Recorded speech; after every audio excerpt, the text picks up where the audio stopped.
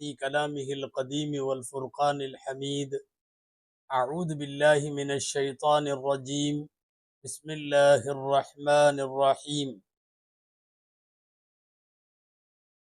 أقيموا الصلاة وآتوا الزكاة صدق الله العظيم. وقال رسول الله صلى الله عليه وسلم: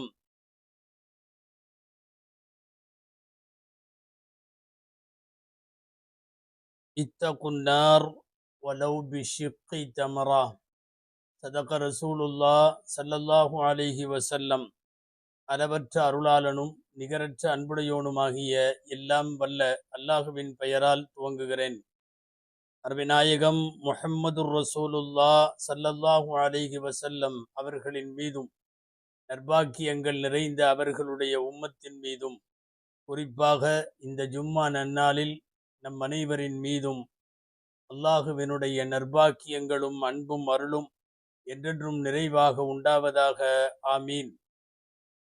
அல்லாஹுவின் பேரருளால் புனித ரமதானுடைய முந்திய பத்தை நிறைவு செய்து இரண்டாவது ஜும்மாவை அடைந்திருக்கிற இந்நிலையில் உலகில் வாழும் முஸ்லிம்களெல்லாம் அல்லாஹுவிற்காக வேண்டி பகலில் நோன்பு நோட்பதும் இரவிலே நின்று வணங்குவதும் தாங்கள் ஈட்டிய பொருளிலே இருந்து ஏழைகளுக்கும் தேவையுடையோர்களுக்கும் நற்காரியங்களிலேயும் தங்களுடைய பொருளாதாரத்தை செலவழித்து கொண்டிருக்கும் இந்த பாக்கியத்திற்குரிய ரமதானில் அல்லாஹ் விதித்த பொருளாதார கடமையான ஜக்காத்தை குறித்து இன்றைய சூழ்நிலையில் சில சிந்தனைகளும் நம்மிடத்தில் இருக்கக்கூடிய சில ஜக்காத்து சம்பந்தமான பல்வேறு விதமான தவறுகள் மற்றும் குளறுபடிகளும் இவைகளெல்லாம் இந்த நேரத்தில் சிந்திக்கத்தக்கவை. அன்பானவர்களே, ஜக்காத் இஸ்லாமை பொறுத்தவரை கட்டாய கடமை, மனிதாபிமான உதவி அல்ல. ஏழைகளின் மீது இரக்கம் காட்டுங்கள் என்று சொல்லுவது வேறு, ஏழைகளுக்கு நீங்கள் கொடுத்தே ஆக வேண்டும் என்று சொல்லுவது வேறு. ஜக்காத் என்பது இஸ்லாமை பொறுத்தவரை வெறுமனே ஹியூமானிட்டி என்பது கிடையாது. மனிதாபிமானம் என்பதை கடந்து அதை ஒரு கட்டாய கடமை என்கிறது. இன்னும் கொஞ்சம் விரிவாக சொல்லுவதானால் ஜக்காத்தை குர்ஆனும் ஹதீஸும் அல்லாஹுவோடு நாம் செய்யும் வியாபாரம் என்கிறது. பொதுவாக எந்த வியாபாரத்திலும் கொடுப்பவர் ஒருவர், பெறுபவர் ஒருவர். பொருள் கொடுப்பவர் ஒருவர், அதற்கு விலை கொடுப்பவர் ஒருவர். லாபமும் ஏற்படும், நட்டமும் ஏற்படும். அல்லாஹுவோடு உள்ள இந்த வியாபாரம் மட்டும் காலத்திற்கும் நஷ்டம் இல்லாமல் லாபத்தை மட்டுமே தருகிற, அதுவும் பன்மடங்காய் தருகிற ஒரு வணிகம்தான் நிச்சயமாக ஜக்காத் என்பது என்று சொல்லுகிறது திருக்குர்ஆனும் ஹதீஸும். அன்பானவர்களே, ஜக்காத் என்கிற வார்த்தை குர்ஆனில் பல்வேறு இடங்களில் பல்வேறு பொருள்களில் வருகிறது. அர்-ரிஃஅத் உயர்வு என்று பொருள், அல் ஹைர் நன்மை என்று பொருள், பரக்கத் என்று பொருள், வளர்ச்சி என்று பொருள், நல் அமல் என்பது பொருள்.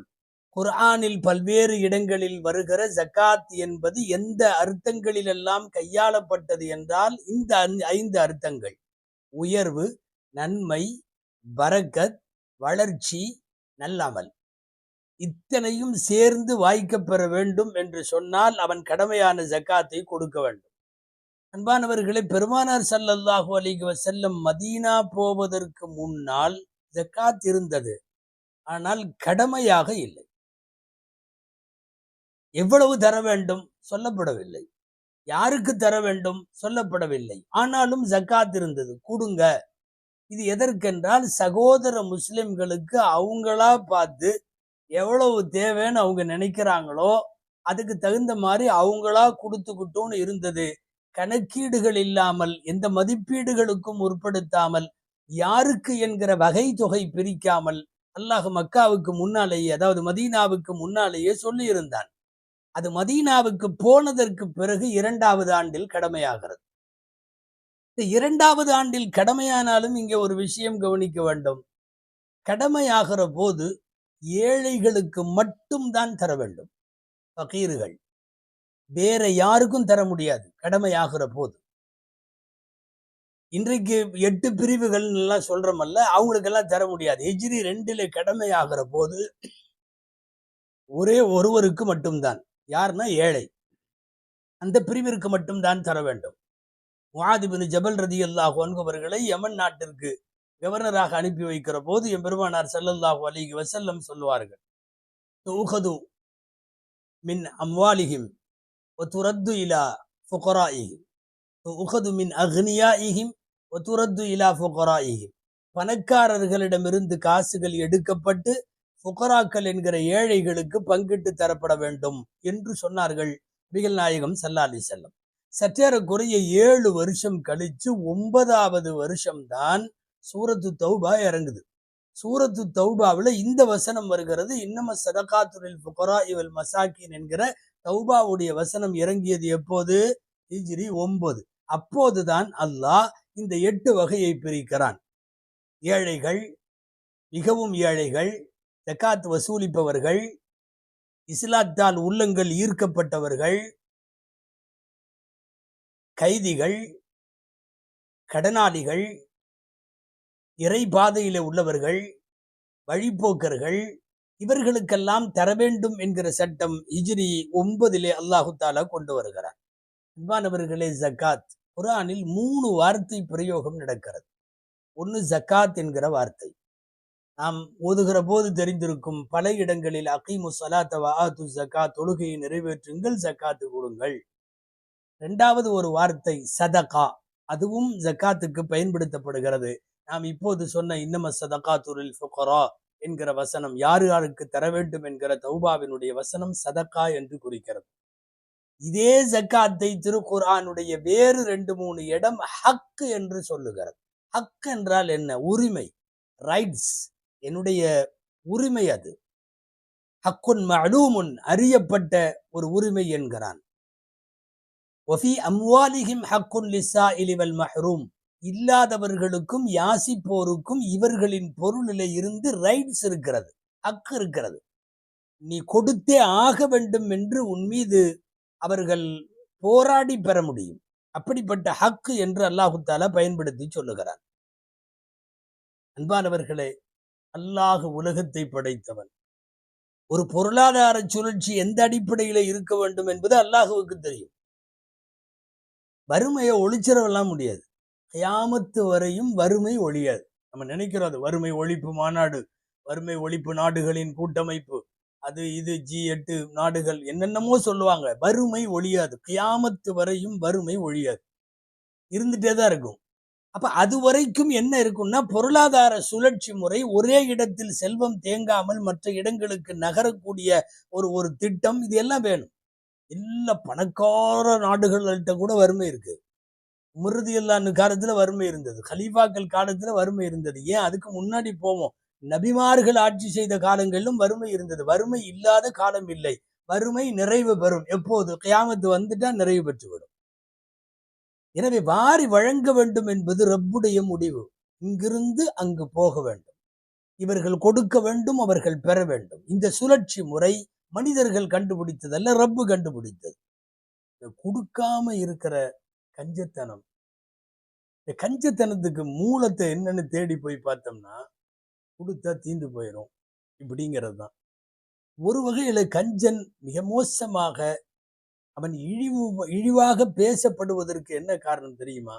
அல்லாஹ் விஷயத்துல அவன் எண்ணம் நல்லா இல்லை, அவ்வளவுதான். அவன் இறைவன் விஷயத்துல எண்ணம் நல்லா இல்லைன்னு அர்த்தம். நல்ல எண்ணமா இருந்தா நாம இப்ப கொடுத்துட்டா அல்லாஹ் பன்மடங்கா தர்றேன்னு சொல்லியிருக்கானே, ரசூல் ஸல்லல்லாஹு அலைஹி வஸல்லம் அப்படி வாக்குறுதி கொடுத்துருக்காங்களே, கொடுக்குறவங்களுக்கெல்லாம் அதிகமாகுமே, இப்படிங்கிறது ரப்பை நம்புபவனின் வார்த்தை. ரப்பு விஷயத்திலேயே கெட்ட எண்ணம் உள்ளவன் கஞ்சன். எனவே அவன் என்ன நினைக்கிறான்னா, கொடுத்தா காலி ஆயிரும். இந்த கொடுத்தா காலி ஆயிருங்கிற நினைப்பு இறைவனுடைய விஷயத்திலே கெட்ட எண்ணத்தை அவர்கள் வைத்திருப்பதை காட்டுகிறது. குர்ஆன்ல அல்லாஹ் ஒரு ஆயத்துல சொல்லுவான், சூரா பனி இஸ்ராயிலுடைய குல்லு அன்தும் தம்லிகூன கஸாயின ரஹ்மத் ரப்பி, என்னுடைய ரப்பிடத்துல உள்ள ரஹ்மத்தின் கஜானாக்கள் எல்லாம் உங்களுக்கு கிடைச்சாலும், இதெல்லாம் அம்சக்தும் ஹஷ்யத்தல் இன்ஃபாக், இந்த செலவழிச்சா தீந்து போயிருங்கிற பயத்துல நீங்க கையை சுருக்கிக்குவீங்க, செலவழிக்க மாட்டீங்க. வக்கானல் இன்சானு கத்தூரா, மனிதன் கஞ்சனாக இருக்கிறான் என்று குர்ஆன் சொல்லுகிறது. கொடுக்கறது இல்லைன்னு. அதாவது இந்த கஞ்சன் ரப்பு சொல்றதை நம்புறது இல்லை, ஆனா சைத்தான் சொல்றதை நம்புறான். கொடுக்காம இருக்கிறவங்களை சொல்றேன். சைத்தான் சொல்றது என்னன்னு அல்லாவே சொல்றான். வஷைத்தானு யஇதுகுமுல் ஃபக்ர், வஷைத்தானு யஇதுகுமுல் ஃபக்ர். கொடுத்தீன்னா தீந்து போயிரும், கொடுக்காத நீ வறுமையில போயிருவேன்னு சைத்தான் வாக்குறுதி கொடுக்கிறான். இப்போ கொடுக்காம இருக்கிறவங்க சைத்தான் சொல்ல ஏற்கிறார்களா, அல்லாஹ் சொல்ல ஏற்கிறார்களா என்பது இங்கே கவனத்திற்குரியது. மார்க்கம் சொல்லுகிறது நீ கொடு, நான் வளர்த்து தர்றேன். குர்ஆன்ல வருகிறது, யம்ஹகுல்லாஹு ரிபா வ யுர்பி ஸதகாத். வட்டியை அழிக்கிறான், பொருளாதாரத்தை வளர்க்கிறான். இந்த வயுருபி சதகாத்தினுடைய தப்சீர்கள்ல இல்லாம இப்னு கத்தீர் ரஹ்மத்துல்லாஹி அலைஹி, இப்னு ஜரீர் ரஹ்மத்துல்லாஹி ஒரு ரிவாயத்தை எடுத்து பதிவு செய்யறாங்க.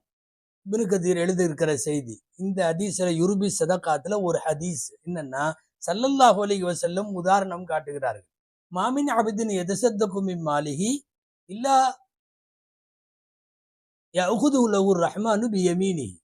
யாராவது ஒருவர் தனது காசில இருந்து செலவழித்தால் அல்லாஹ் தன் வலது கையால் வாங்குகிறான்.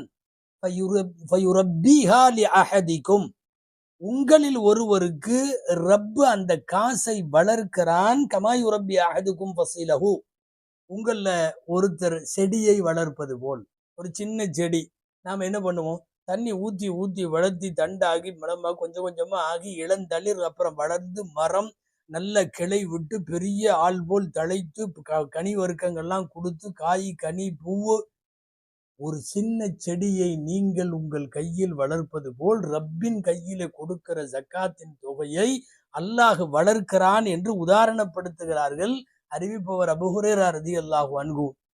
இப்னு ஜரீரிலே பதிவாக இருக்கிற இந்த செய்தியை அல்லாமா இப்னு கத்தீர் ரஹ்மத்துல்லாஹி அலைஹி அவர்கள் எடுத்து பதிவு செய்திருக்கிறார்கள். இது வெறுமனே பொருளாதார வளர்ச்சி என்று மாத்திரம் பார்க்க முடியாது. அதை தாண்டி பொருளாதார வளர்ச்சிங்கிறது இல்லாம உடல் நலம், ஆரோக்கியம், நோயில்லாத வாழ்வு, பலா முசீபத்து வரக்கூடாது என்று நினைப்பவர்களுக்கெல்லாம் அந்த தாவு மர்லாக்கும் பிஸ்ஸதகா. உங்களுடைய நோய்களை எல்லாம் நீங்கள் சதக்காவின் மூலமாக நிறைவேற்றுங்கள். பைஹகியினுடைய அறிவிப்பு, ஹாக்கிம்ல வருகிறது. நிறைய அறிவிப்புகள்ல உங்களுடைய நோய்களை இந்த சதக்காவின் மூலமாக சிகிச்சை செய்யுங்கள். தானாவே நோயெல்லாம் போயிடும். இதை கொடுக்க வேண்டியதை கரெக்டா கொடுத்துட்டு இருந்தார். நபி ஸல்லல்லாஹு அலைஹி வஸல்லம் சொல்லுவதாக தபரானியிலே பதிவாக இருக்கிற ஜாபிர் ரலியல்லாஹு அன்ஹுடைய ரிவாயத்து, மன் அத்தா ஜகாத மாலிஹி, யார் தனது பொருளின் ஜகாத்தை கொடுத்து நிறைவேற்றி விட்டானோ, ஃபகத் ذهب عنه ஷர்ரு, அவனுடைய தீமை அவனை விட்டும் போய்விடும். சொல்லுவது நபிகள் ஸல்லல்லாஹு அலைஹி வஸல்லம். தீமை போறதெல்லாம் என்ன, நரகத்துக்கே போக வேண்டாம், ஒரு பேரித்தம்பளத்தினுடைய ஒரு பிளவையாவது பிரித்து கொடுங்கள், நீங்கள் அதில் நரகத்தை தற்காத்துக் கொள்ளுங்கள் என்றெல்லாம் பெருமானார் ஸல்லல்லாஹு அலைஹி வஸல்லம் சொல்லுகிறார்களே. எனவே பொருளுக்கு பாதுகாப்பு வேண்டும், ஜக்காத்து தான். என் பொருளில பரக்கத்து வேண்டும், ஜக்காத்து தான். என் பொருள் இனிவரும் காலங்களில் நல்ல அடிப்படையில செலவு செய்யப்படணும், ஜக்காத்து தான். இல்லை, என் கபரிலே நான் வேதனை செய்யப்படக்கூடாது, ஜக்காத்து தான். உங்களுக்கு தெரியுமா, காசு எது வரைக்கும் போகும், எது வரைக்கும் போகுங்கிறதெல்லாம் தெரியாது, கபருக்குள்ள வரையும் போகும், கபருக்குள்ள போகும். சொல்லுவது ஷரியத், சொல்லுவது எம்பெருமானார் ஸல்லல்லாஹு அலைஹி வஸல்லம் அவர்கள். பொதுவா இந்த உலகத்தினுடைய ஒரு நியதி இருக்கு, என்ன தெரியுமா, யாரு யாருக்கு உபகாரம் பண்ணாலும், யார் யாருக்கு பண்ணாலும் உபகாரம் செய்தவர்களுக்காக மனம் குளிர்ந்து சில நல்ல வார்த்தைகள் வரும். தக்க சமயத்துல எனக்கு அவர் ஹெல்ப் பண்ணாரு, அது ஜஸாக்கல்லான்னு வரும், தேங்க்யூன்னு வரும், ரொம்ப இது வரும். உங்கள்கிட்ட சொல்லாம வேற யார்கிட்டயாவது போய் அவர் மட்டும் இப்படி கொடுக்கலன்னா இப்படி எல்லாம் சொல்லுவாங்க இல்லையா. இது மனிதர்களுடைய உள்ளங்களின் இயற்கை, தானாவே அப்படித்தான். அப்படின்னா நீங்கள் யாருக்காவது ஒரு பொருளாதார உதவியை செய்கிற போது அந்த உதவியை பெற்றவர்கள் ரப்பிடம் கையேந்தி, யா அல்லாஹ் இன்ன நபருக்கு நீ பரக்கத்து செய்து கேட்டா, உங்களுக்கு நீங்க கேட்கறத விட உங்களால் பயன்பெற்ற பயனாளிகளுடைய கையேந்துதல் இருக்கிறதே, அல்லாஹ்விடத்தில் அது மிகப்பெரியது. ஏன்னா நன்றிக்கு துவா செய்யறதுங்கிறது எல்லா படைப்புட்ட இருக்கு. ஆடு மாடு பூனை நாய் கோழி எதா இருந்தாலும் சரி, கொடுக்கிறவனுக்கு நன்றியோட இருக்கும். அப்போ பயனாளர்கள் அவர்கள் கையேந்தி ஒரு துவா தரப்படுமானால் அதுதான் முக்கியம். அன்பானவர்களே, ஜகாத்துல நம் கவனத்திற்கு தர வேண்டிய இன்னொரு முக்கியமான விஷயம் என்னன்னா, ஜகாத்தை பொறுத்தவரை வாசல்ல வந்து கேட்கிறவங்களுக்கு கொடுக்கறது அப்படிங்கிற மாதிரி சில பேர் நினைக்கிறாங்க. இல்ல, நாம தேடி போய் கொடுக்கணும். சில பேர் கேட்கவே மாட்டாங்க. குர்ஆன்ல வருகிறது, லா யஸ்அலூன அன்னாஸ இல்ஹாஃபா. அவங்க பத்தினித்தனம், அவங்களுடைய தன்னடக்கம், அவங்களுடைய கூச்ச சுபாவம் கேட்கவே மாட்டாங்க. பார்க்கறவங்க என்ன நினைச்சுக்குவாங்கன்னா, டிப்டாப்பா இருக்கிறாரு, இவருக்கு ஏன் கொடுக்கணும்? யஹ்சபுஹுமுல் ஜாஹிலு அக்னியா மினத் தஅஃபுஃப். இவங்க தஅஃபுஃபா பேணுதலா கேட்காம இருக்கிறதுனால அறியாதவன் இவர்களை பணக்காரன் என்று எண்ணுவான். ஆனா உண்மை என்னன்னா, அவர்கள் வறுமை. தேடி பிடித்து நாம தான் தரணும். இது ஒரு விஷயம். 2வது விஷயம், ஜக்காத்து கொடுக்கறவங்க போகணுமே ஒழிய வாங்குறவங்க வரக்கூடாது. அது அது ஜக்காத்தினுடைய அணுகுமுறையே இந்த மார்க்கத்தில் அப்படித்தான். ஜக்காத்தினுடைய சிஸ்டமே என்ன தெரியுமா? கொடுக்கறவங்க தேவையுள்ளவர்களின் வீடுகளுக்கோ இடங்களுக்கோ சென்று இவங்க கொடுக்கணுமே ஒழிய தேவை உள்ளவனை வாயிங்கன்னு கூப்பிடக்கூடாது. அது அப்படி இல்லை. ஆனா இன்னைக்கு பரவலா என்ன ஏங்க இதுல ஏன் வேணாங்கிறீங்க? நீங்க அவங்க வந்து வாங்குறதுக்கு ரெடி, உங்களுக்கு என்ன வலிக்குது, நீங்க எதுக்கு இப்படி எல்லாம் பேசுறீங்க அப்படின்னு கேட்கலாம் நிறைய பேர். என்னன்னா, வந்து வாங்குபவனை விடுங்க, கொடுக்கிறவனுக்கு ஒரு விதமான பெருமிதமும் பெருமையும் மனுஷன் தானே, எல்லாத்துக்கும் தானே வரலாம். வாங்குறவருக்கு ஒரு விதமான கேவலம் அவருக்கு வரலாம். இப்ப ஒண்ணு இல்லை, நாம போய் கொடுத்துட்டா இருக்கிற இடத்துக்கு நமக்கு அந்த பெருமையும் சான்ஸ் இல்லை, அவங்களுக்கு அந்த கேவலமும் சான்ஸ் இல்லை. நான் இருக்கிற இடத்துல கொண்டு வந்து என் கையில கொடுத்துட்டு போறாங்க. இதுதான் சிஸ்டமும் கூட. ஆயிஷா ரலியல்லாஹு தஆலா அன்ஹா ரொம்ப இந்த விஷயத்துல பேணுதலா இருப்பாங்க. அவங்களுடைய சகோதரி மகன் தான் உருவா ரலியல்லாஹு தஆலா அன்ஹு. உருவத்து பின் ஜுபைர் ரலியல்லாஹு அன்ஹு. ஆயிஷா அம்மாவுடைய சகோதரி அஸ்மா ரலியல்லாஹு அன்ஹாவுடைய மகன் உருவத்து பின் ஜுபைர். உருவத்து பின் ஜுபைரை கூப்பிடுறாங்க, இங்க வா, அவங்களுக்கு அவங்க காலமா வாங்கணும். என்ன காலமா, என்ன விஷயம் அப்படின்ற, இந்த இவர்கிட்ட போய் இந்த ஜக்காத்தினுடைய காசு நீ கொடுத்துட்டு வந்து, ஒரு ஆளை சொல்லி அங்க போய் கொடுத்துட்டு வந்து 3 விஷயம் சொல்றாங்க. என்ன விஷயம் தெரியுமா? முதல் செய்தி, அவர்கிட்ட போய் கொடுக்க போறப்போ அவர் கையில கொடுக்காத, ஒரு பாயிலையோ கட்டல்லையோ எங்க இருக்காரோ அங்க வச்சிரு, நீ கையில கொடுக்காத. 2வது, நான் சலாம் சொல்லி அனுப்பிச்சேன்னு சொல்லாத, துவா செய்யுங்க, ஆயிஷா அம்மா வந்து கொடுத்து விட்டாங்க, அவங்களுக்கு துவா செய்யுங்க அப்படின்னு சொன்னாங்க. சொன்னதை மட்டுமே செய்யக்கூடிய உருவத்து பின் ஜுபைர் ரலியல்லாஹு அன்ஹு, ஒரு வகையில ஆயிஷா அம்மாட்ட நிறைய ஹதீஸ்களை ஓதன மாணவர் அவர். அவங்க சொன்ன பிரகாரம் நேரா கொண்டு போய் அவர்கிட்ட கையில கொடுக்கல, கீழே வச்சுட்டாங்க. சலாம் சொன்னாங்கன்னு சொல்லல, துவா செய்ய சொன்ன அதையும் சொல்லல. இவங்க சொன்னபடி பேசாம வந்துட்டாங்க. வந்துட்டு உருவத்து பின் ஜுபைர் ரலியல்லாஹு அன்ஹு ஆயிஷா ரலியல்லாஹு அன்ஹாட்ட கேட்கிறாங்க, நீங்க வந்து காலாமா, நீங்க வந்து ஏன் இப்படி அவங்கள்ட்ட வேணான்னு சொன்னீங்க, இப்படி கொடுக்க சொன்னீங்க, இப்படி சொல்ல வேணான்னு சொன்னீங்க, ஏன் சொன்னாங்க? நீ கொடுக்கும்போது நீ கையில கொடுத்தா உன் கை மேல இருக்கும், அவரு கை கீழே இருக்கும். வாங்குற அவருக்கு ஒரு மனசுல சங்கடம் வரும். யாரெல்லாம் என்ன இன்னும் எத்தனை நாளைக்கு தான் நீ இந்த கீழே வாங்குற கையாவே வச்சிருப்ப அப்படிங்கிற மாதிரி ஒரு கவலை அவருக்கு வரும். கொடுக்குற நெய்யை நாம வாரி வழங்குறோம்னு சொல்லி உன் மனசுல ஒரு பெருமிதம் வரும். அது அங்க எங்கேயாவது வச்சிட்டோம்னா குறைந்தபட்சம் இதை தவிர்க்கலாம். 2வது, நான் சலான் சொல்ல வேணாம் அல்லது துவா செய்யுங்கன்னு சொல்ல வேணான்னு சொன்னது காரணம், அந்த 2லையுமே நான் எதையோ எதிர்பார்க்கிற மாதிரி இருக்கு. நான் உனக்கு காசு தர்றேன், நீ எனக்கு துவா செய். உன் மீது சலாம் உண்டாவதாக நான் சொல்ல, உங்கள் மீதும் சலாம் உண்டாவதான்னு அவர் வாங்கிட்டே சொன்னா, ஏதோ ஒரு பகரத்தை, ஒரு துவாவை, ஒரு நன்மையை, ஒரு நல்ல வார்த்தையை நான் எதிர்பார்த்து கொடுத்த மாதிரி தெரியுது. கடுகளவு கூட ஜகாத்து போன்றவைகளை கொடுக்கிற போது பிரதிபலன் எதிர்பார்த்து செய்வதல்ல, அது எனது கடமை. இது வந்து உருவத்து பின் ஜுபைர் ரலியல்லாஹு அன்ஹு கொடுத்து அனுப்புறப்போ, பொதுவாகவே ஆயிஷா ரலியல்லாஹு அன்ஹாட்ட ஒரு தாட் எப்பவுமே இருக்கு. என்னன்னா, அவங்களா டைரக்டா யாருக்காவது கொடுத்தாலும் இப்படி வச்சிருவாங்க, அவங்கள எடுத்துக்க சொல்லுவாங்க. இப்படி கொடுக்கும்போது மேல ஒரு கை கொடுக்கிற கை, கீழே ஒரு கை வாங்குகிற கை. அது அந்த ஹதீஸ் கூட இருக்கு இல்லையா, எதுல் உலியா கைரும் மினல் எதி சுஃப்லா. வாங்குகிற கையை விட மேலே கீழே உள்ள கையை விட மேலே உள்ள கை சிறந்ததுன்னு இப்ப அது வராது. ஒரு தட்டுலயோ எதுலயாவது வச்சுட்டு இப்படி நீட்டினா அவங்க எடுத்தாங்கன்னா நேர் மாத்தமாயிரும். சமயங்கள்ல கை கீழே இருக்கும், வாங்குகிறவர் மேலே இருந்து எடுப்பார். ஆயிஷா ரலியல்லாஹு அன்ஹா அப்படித்தான் கொடுத்திருக்கிறார்கள் என்றெல்லாம் வருகிறது. அன்பானவர்களே, ஏகப்பட்ட விதிமுறைகளோடு சிஸ்டம்களோடு தான் ஜகாத் என்பது அல்லாஹுவால் கடமையாக்கப்பட்டிருக்கிறது. அல்லாஹ் நாமளா ஒரு தொகையை முடிவு பண்ணி கொடுக்க சொல்லல. தெளிவா நம்ம புரிஞ்சுக்கணும். ஸல்லல்லாஹு அலைஹி வஸல்லம் ஒரு ஹதீஸ்ல இப்படியே சொன்னாங்க. இன்னல்லாஹ லம் யர்த லிஸ்ஸகாத்தி அன் யதவல்லாஹா மலக்குன் முகர்ரபுன் அவ் நபிய்யும் முர்சலுன். அல்லாஹ் ஜகாத்துக்கு அதை கரெக்டா கணக்கு பண்றதுக்கு எந்த நெருக்கமான மலக்கையும் ஏற்கவில்லை, நியமிக்கவில்லை. நபியும் முர்சலான், ரசூலான நபியும் முர்சலையும் அல்லாஹ் ஏற்கவில்லை. ஹத்தா யதவல்லா கிஸ்மதஹா பினஃப்ஸிஹி. இது எவ்வளவு கொடுக்கணுங்கிறத நேரடியாக அவனே தீர்மானித்தான். வாரிசுல எவ்வளவு கிடைக்கும், தந்தைக்கு எவ்வளவு, மகனுக்கு எவ்வளவு, நம்மள முடிவு பண்ண சொல்லல, அல்லாவே தீர்மானிச்சான். கனிமத்து பொருள் கொண்டு வந்தா நாங்க எவ்வளவு எடுத்துக்கலாம், எவ்வளவு கொடுக்கலாம், அல்லாவே தீர்மானிச்சான். ஜக்காத்து தொகையில எனக்கு நகையில எவ்வளவு கொடுக்கணும், வியாபார சரக்குல எவ்வளவு கொடுக்கணும், ஆடு மாடு ஒட்டகத்துல எவ்வளவு கொடுக்கணும், கேஷாக இருக்கிறதுல எவ்வளவு கொடுக்கணும், தங்கம் வெள்ளியில எவ்வளவு, எல்லாத்தையும் அவனே தீர்மானித்தான்.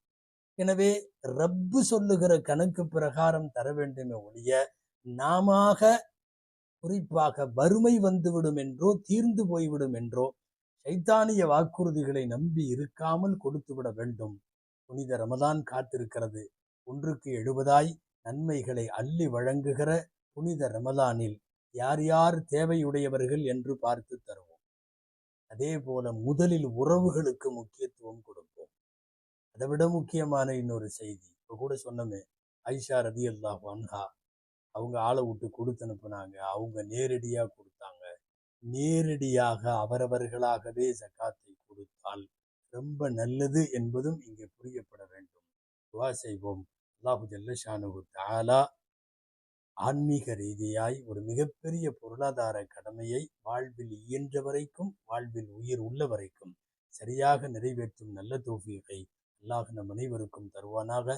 ஆமீன். வஆகிரு தஅவானா அனில் ஹம்துலில்லாஹி ரப்பில் ஆலமீன். அஸ்ஸலாமு அலைக்கும் வரஹ்மத்துல்லாஹி